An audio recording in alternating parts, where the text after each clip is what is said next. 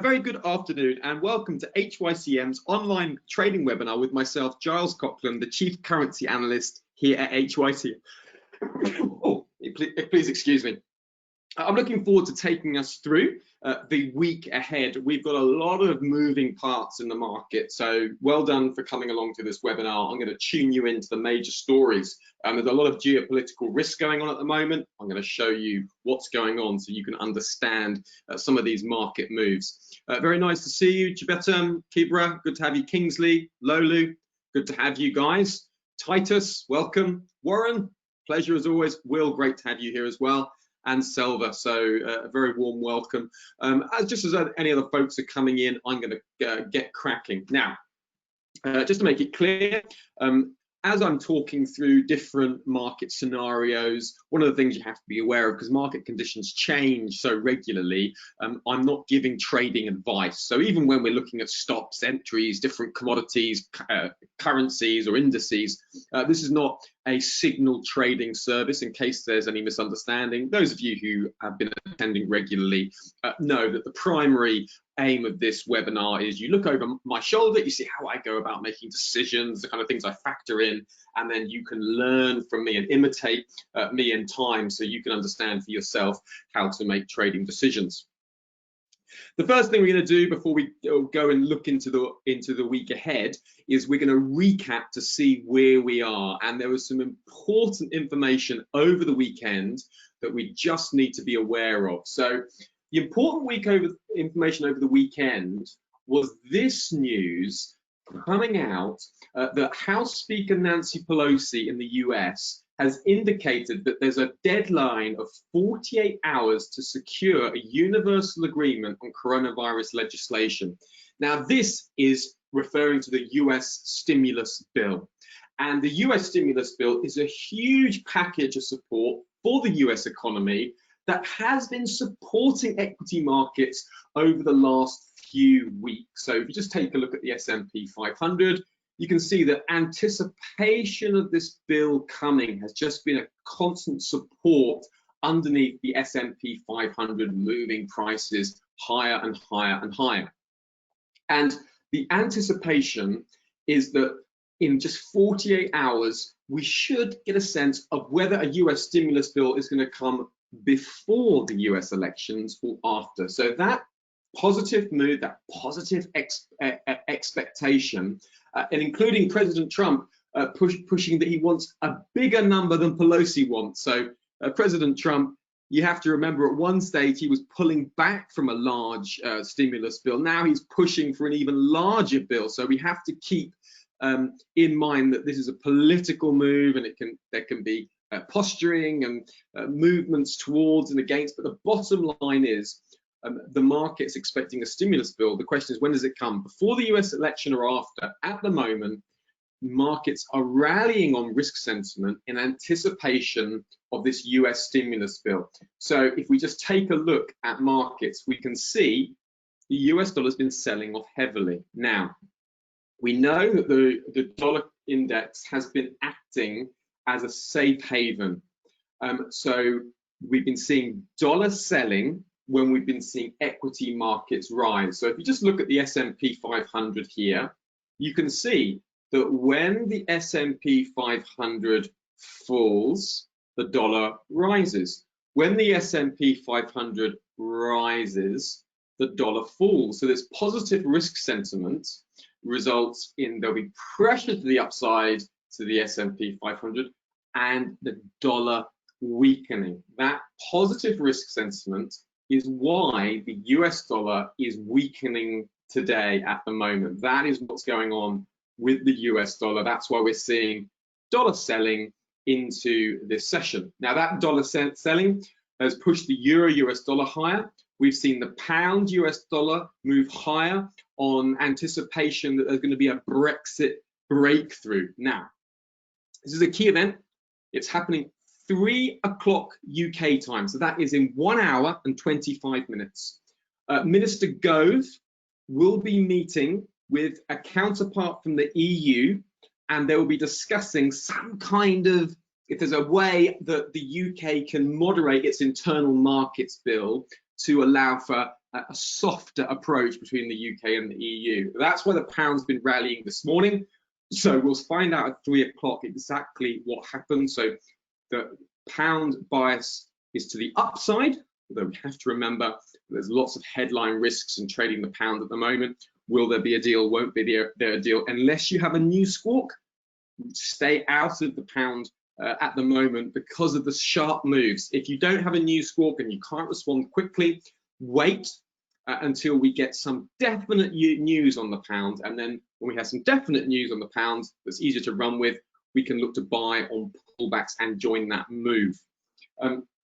The Australian US dollar, New Zealand US dollar has been pushing higher on that weak dollar. My dominant currency sentiment pair for today was the New Zealand US dollar pair. We had the New Zealand dollar moving higher for 3 reasons. First of all, the positive risk tone supports commodity currencies like the New Zealand dollar, the Australian dollar. So just taking a look at the currency monitor, you can see they've got broad strength. New Zealand dollar, Australian dollar, a little bit of weakness creeping into the Australian dollar. Some of the reasons for that is that the RBA were more dovish last week, and there's a rate cut that's being priced in now for November's RBA rate meeting. But New Zealand dollar, we're seeing that broadly supported, and we anticipate that support to rise after PM Ardern won a landslide victory over the weekend for New Zealand, the Prime Minister. She's got another term, and the firmer risk tone supporting New Zealand dollar. So that's why I favour buying New Zealand US dollar on an intraday basis from the 6625 to 6620 region, just over the R1 pivot point. Failing that, any return down at that pivot point just above the 6600 handle, I would favour that for buyers. But obviously that's as long as the risk tone stays on, and which I anticipate it should, as long as the expectations are that the US stimulus bill is coming and may come before the US elections.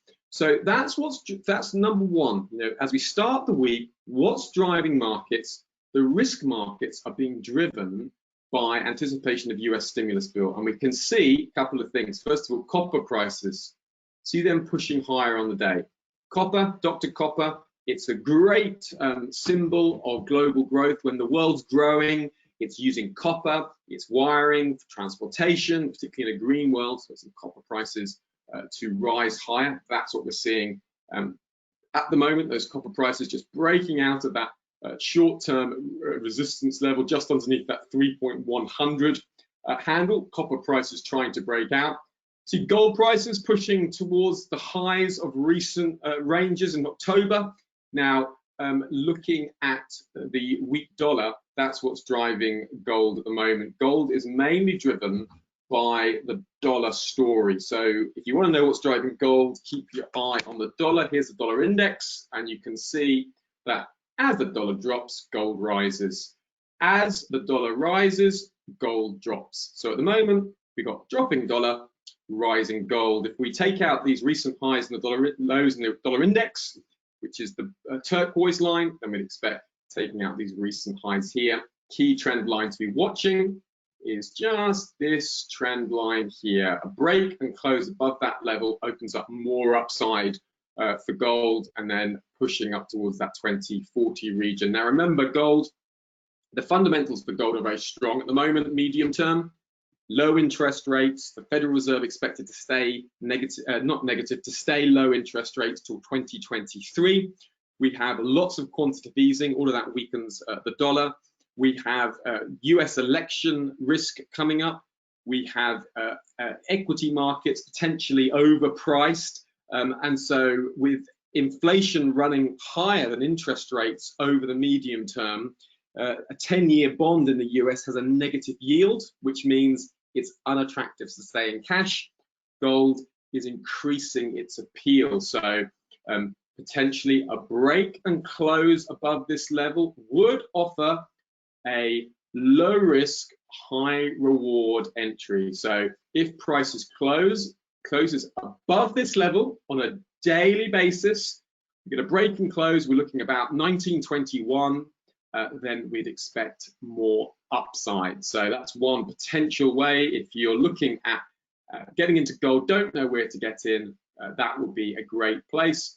Entering at a break and close above, and then exiting if you get a break and a close back underneath that trend line. So if prices closes back and behind this trend line, use that as your exit strategy. Otherwise, look at that for a potential move higher to the upside. So particularly on that weak dollar story, the US election stimulus bill looks like getting passed.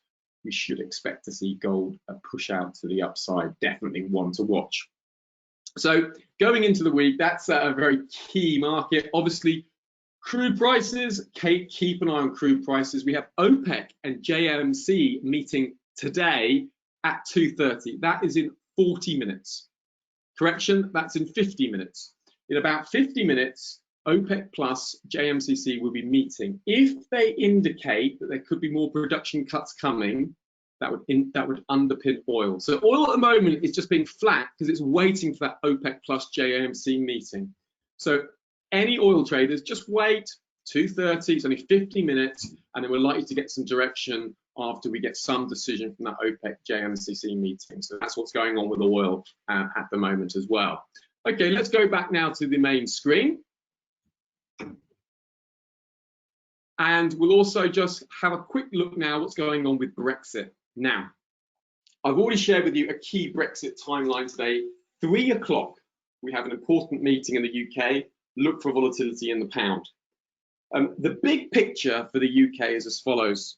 Now, last week, we had Boris Johnson indicating that the UK would be prepared to trade on Australia terms with the EU. Now, this is a trade I entered and exited last week, and I'll show you what I did here and how I managed this. Now, I knew that if Boris Johnson and the UK trade with the EU on world trade terms, that's a big negative for the pound. That would mean about 90% of all UK's exports to Europe would have tariffs on them. Cars exported to the EU from the UK would have a 10% tariff on them. So it would be, in the short term, a bad outcome for the UK.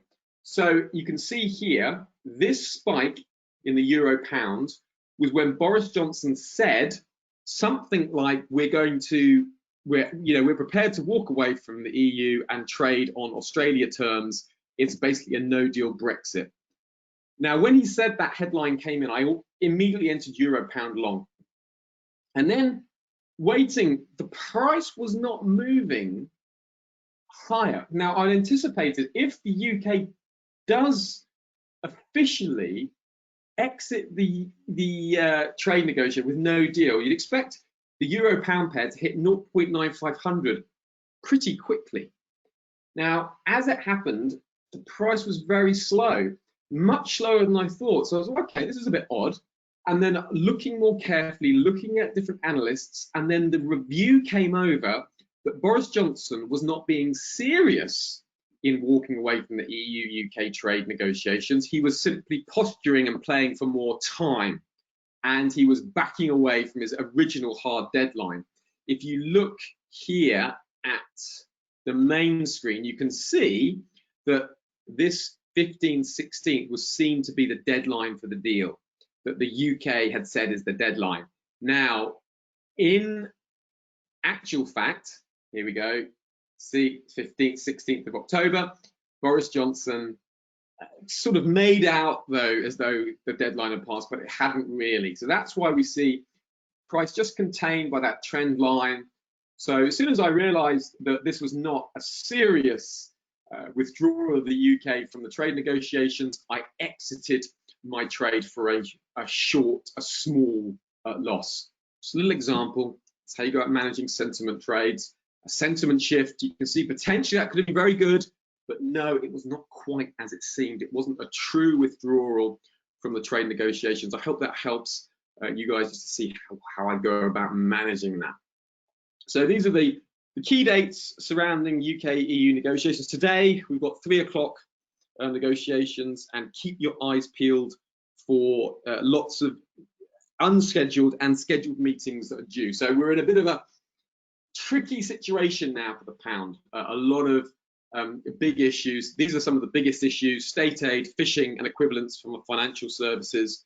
These are the major impacts. The internal market bill.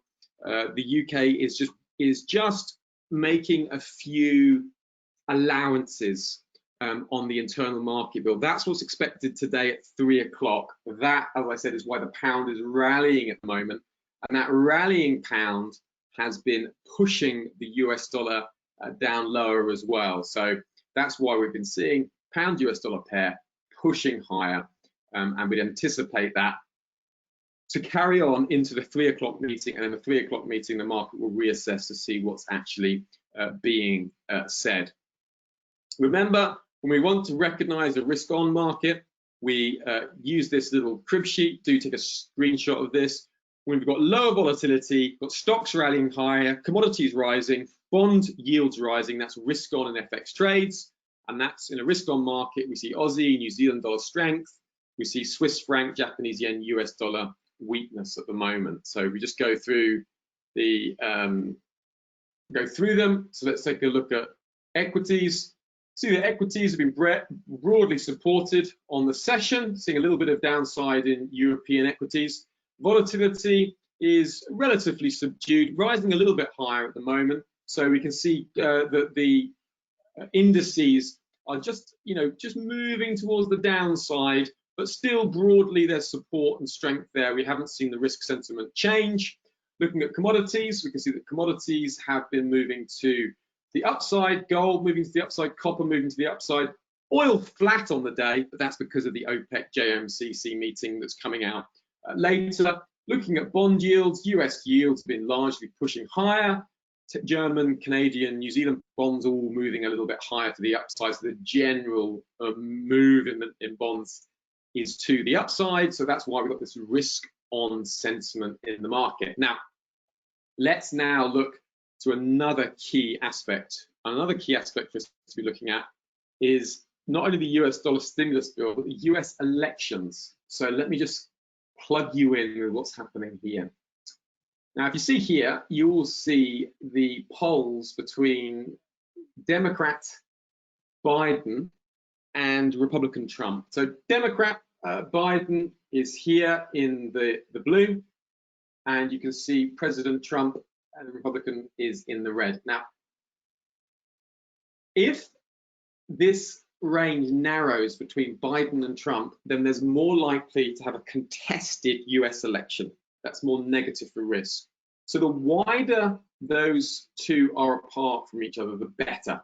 Okay, so Trump at the moment is 50.92, Biden's 51.30.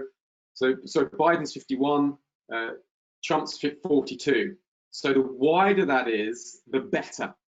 Okay, the narrower that becomes, the worse it is. Okay, that's probably a better perspective. So risk sentiment is also being supported by what's called a blue wave. The fact that the Democrat Biden is expected to sweep through both houses and get control and release a huge stimulus package into the US economy. That's what's been weakening the US dollar.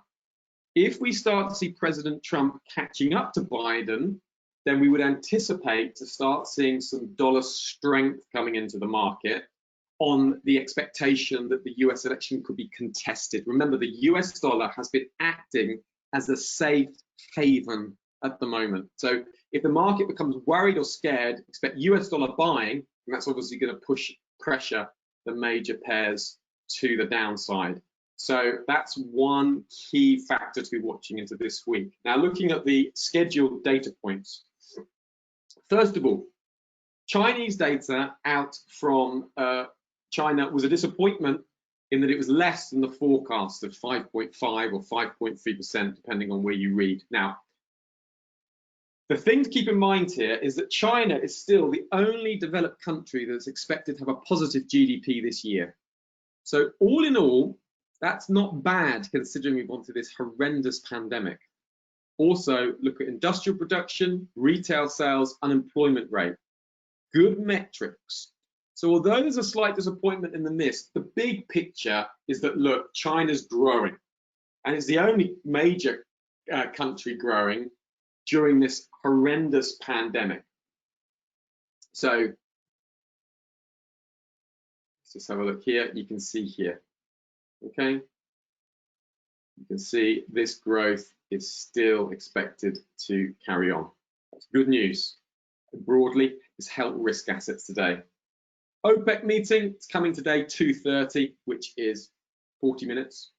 We've got Fed Chairs Powell speaking. That's a potential risk for the US dollar. But remember, at the moment, it's US stimulus bill, US elections. That's driving the US dollar. But be aware, Powell could say something that impacts the US dollar. Recently, what he's been saying, he's been asking for more fiscal stimulus from the White House. So he's likely just to keep repeating that, you know, US economy really needs some fiscal stimulus. In other words, White House, come on, sort yourself out, get a deal done. The economy needs it. Looking at monetary policy meeting minutes are important for the Australian dollar. Now, what's going on with the Aussie US dollar pair? Now, last week, the RBA, Governor Lowe, opened up the possibility of a rate cut. So that's why we saw Aussie weakness last week. Now, at the moment, the risk-on sentiment is supporting the Australian dollar, but you can see the Aussie dollar is fairly subdued. That's because it's balancing two different stories. Positive growth in the world, which supports the Australian dollar, and the RBA looking at cutting interest rates on November the 3rd. So those two different factors are pushing, it's a push and a pull on the Australian dollar. So the minutes will be eyed carefully to get a sense of what the RBA is doing. How bearish are they? Are there more interest rate cuts coming? So watch out, trading the Australian dollar. I anticipate, as long as the expectation is there of this US stimulus bill, I expect the Australian US dollar to be broadly supported. But be cautious, because we've got the RBA taking that dovish twist, and we've got monetary policy meetings out 1:30 a.m. So be careful, Aussie traders. The next key data, we've got some CPI data from Canada. There's nothing, no expected surprises on that. Bank of England Governor Bailey speaking. Worth having an eye out what Governor Bailey says. If he indicates there could be negative interest rates, that would be bearish for the pound. Although the pound, primarily at the moment, is being driven by Brexit headlines. As I said, if you don't have access to a professional news squawk, stay away from the pound. There's no point you trading the pound at the moment, because there's constant ebbs and flows in the news. The headlines, they come out fast and furious, and the pound keeps getting pushed 20 pips higher, 30 pips higher, then 40 pips lower on the headlines. Unless you're following those, wait until there's some definite resolution, and then we'll be covering that in plenty of detail in these webinars. Come back, and I will let everyone know when that happens, don't worry, and we'll look at ways of benefiting from that move. On Friday, we have PMI data out of Europe. Remember, the PMI data points are kind of, they're indicators which just reflect how the market, how the purchase managers are feeling. Are they feeling optimistic? Are they feeling pessimistic? It's not hard data. It's a kind of a leading indicator. It's important nonetheless. So, but it just shows you how markets are feeling. Now, the euro is increasingly seeing reasons for bearishness. Now, the reasons for that: rising COVID-19 cases. We've got poor inflation in the eurozone. Those deflationary pressures are weighing on the euro. We go back to Friday of last week.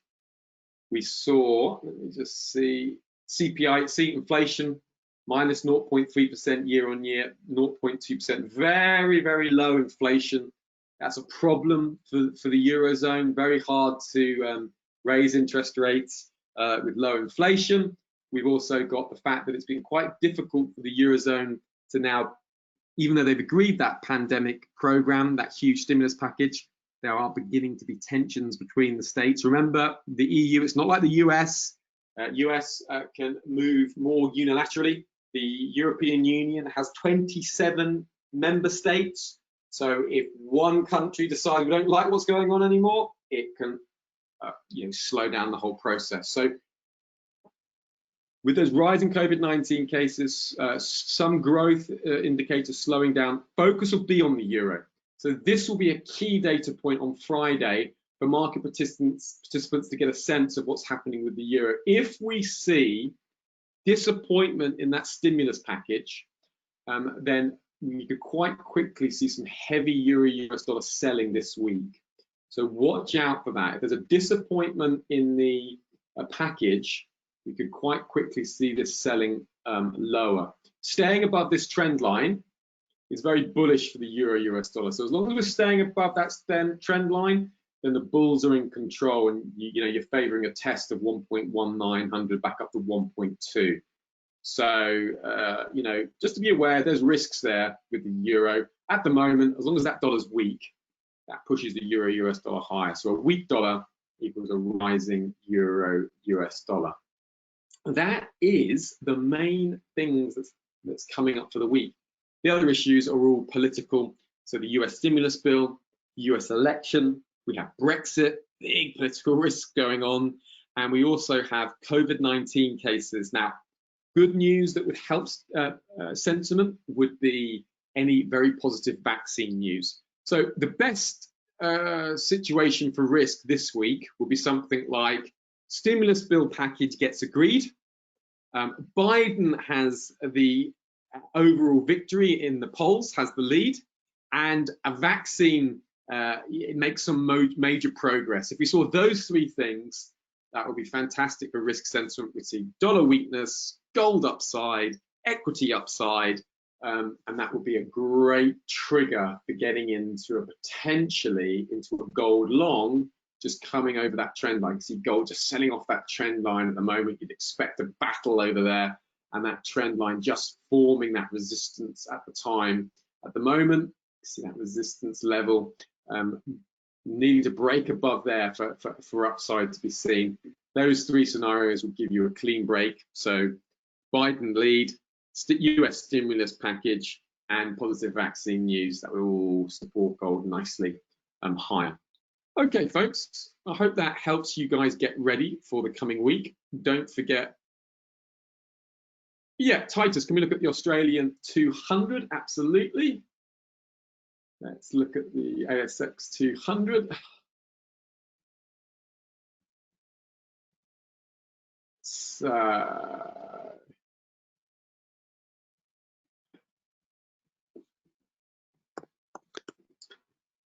this is a trade that I'm in on myself. Entered this trade on the daily chart. The reasons for this trade, Titus, was the fact that we had a weaker Australian dollar with rates falling. Weaker Australian dollar supports as Australian exporters. We're seeing a huge stimulus package, which is likely to support the ASX 200. All the Australian companies, there's likely to be very few losers, and positive risk sentiment and a potential of a US stimulus package. All of this supports an upside in the ASX 200. Now, the other thing to be looking at is technically we can see a nice break of this level to the upside, a break and close, get a break and close above that level, and then that's just opening up further level. I'm actually in a long trade myself. I entered down around this break, and I'm looking for a move up towards that 6,500 is my ultimate target. But I've got a nice bullish divergence on the weekly chart, which is just giving me confidence to hold that alongside the US stimulus package, which is very positive. So that's the fundamental reasons, some of the technical reasons. Nice simple trend line break. It was a real simple trade. That I think I've got. Let me have a look.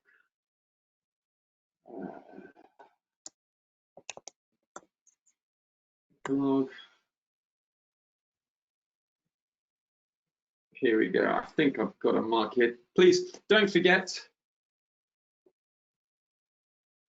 that you can check out my latest pieces here. you can go to this blog.hycmlab.com.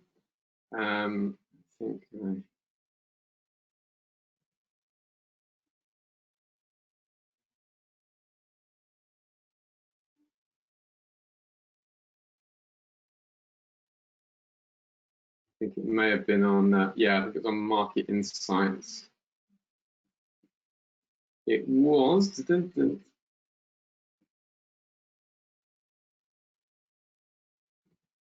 me just see where it was. It may have been.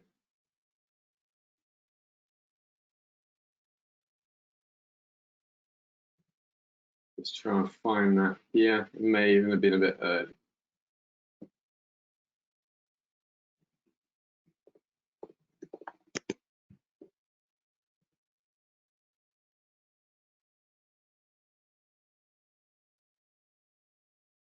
Yeah, here it is.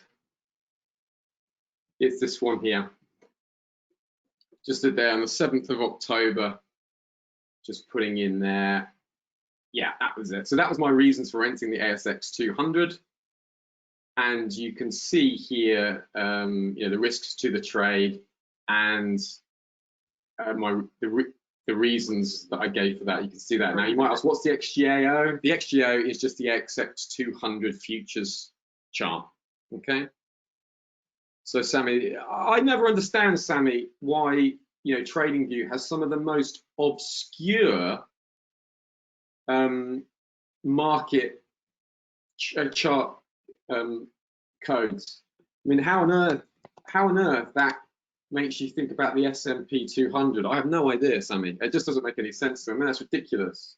You can see it's the S&P ASX 200. This is the futures chart, and that's the trade I took. I took it on the ASX 200 futures, Sammy. Just doesn't make any sense to me. But anyway, that's what it is. It's and for those of you who don't know what the ASX 200 is, it's the leading indicator for Australia's indices. It's the index, like the FTSE 100 or the S&P 500. The ASX 200, the S&P 200 is Australia's index. Yeah, that's great, Sam.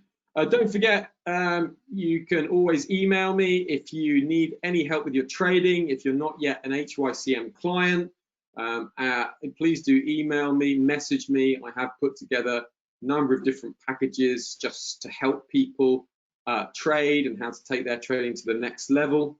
So, if that's something that you want help with, don't forget, you can just email me here, giles.coughlin@hycm.com. I'll have a number of different packages just to help people take their trading to the next level. If you're just struggling on your own, please do contact me, and I can, link you into some great trading resources to just help you take your trading to that next stage. Don't suffer alone, uncertain of why the market's moving, etc., etc. Okay, everybody, thank you all very much. Thank you for your time. Good to have been here with you, as per always. Don't forget, for all of you who are HYCM clients, we've got Wednesday webinar workshop where we look at the dominant currency sentiment pair for the day. We'll also be looking at some of the recent market moves as well, so we'll keep ourselves logged in. Yeah, that's great. That's great. Thank you, Warren. I'm glad that's been helpful. Yeah, thank you. Everyone have a good week. Thanks now.